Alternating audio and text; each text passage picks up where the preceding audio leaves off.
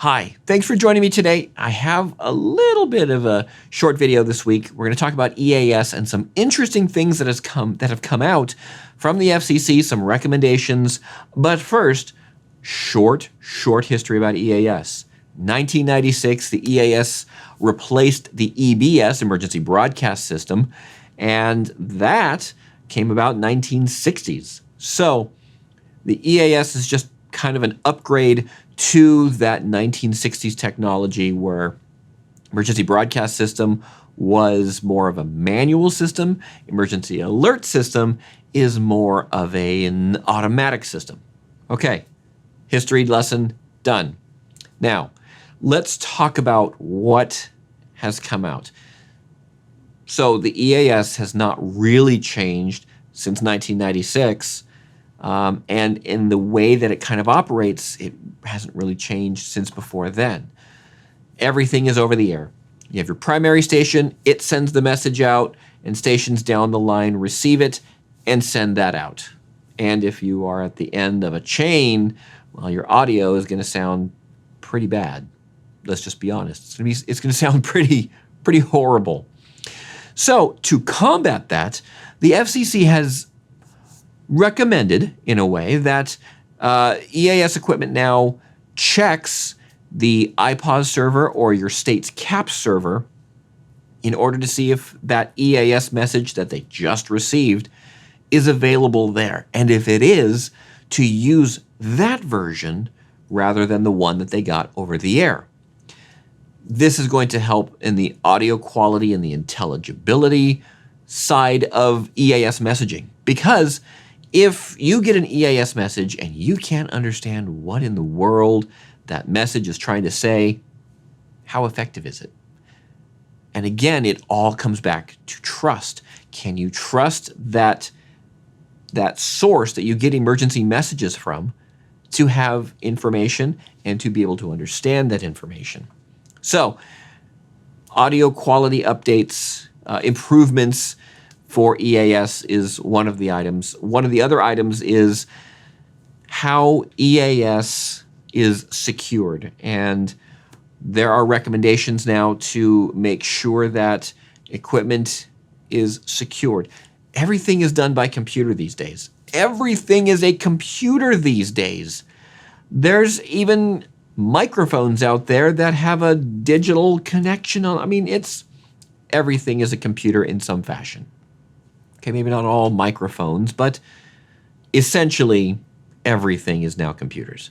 So making sure that your EAS equipment and your broadcast equipment has a cybersecurity plan is one of the recommendations. That each station has a cybersecurity plan that's reviewed regularly, and basically how to keep your station safe these days. You have locks on your doors. Why not have locks on your data? That's kind of how we're looking at it now. So I see a little bit of an issue with that. And that's going to be smaller stations, little mom and pop stations that are serving a community, that are providing an essential service for a community, but they don't necessarily have the financial wherewithal to be writing these plans or having consultants come in and writing these plans. So this is where the federal government, FEMA, FCC, or industry really is going to come into play of providing these resources for these stations, so that way there really isn't an enormous burden on them. Industry, let's step up. I'd rather us do it than it be regulated. I mean, we kind of have a little bit better common sense. Let's just be honest. So there's that. Everything is computer. Let's make sure it's secured. Another aspect that had come out from this FCC recommendations, if you will, is the amount of time that an EAS equipment can be out of service. So right now, EAS participants, radio, TV, etc., have X amount of time that their EAS equipment can be out of service for repairs, for maintenance, etc., etc., etc. Well, it's kind of a long time. And what they want to do is reduce that amount of time so that the system as a whole has more availability, more uptime. Because if you have a weak point, a weak link in that chain, the whole system kind of falls apart. Part of that is requiring EAS participants to report when they've had a compromise. Again, back to the cybersecurity side of things. Have you been a victim of ransomware? Have you been a victim of a virus? You will eventually probably need to report that to the FCC. And just so that way they know. We haven't really, I mean, there have been some fake EAS messages that have gone out, but as a whole, the system hasn't been compromised.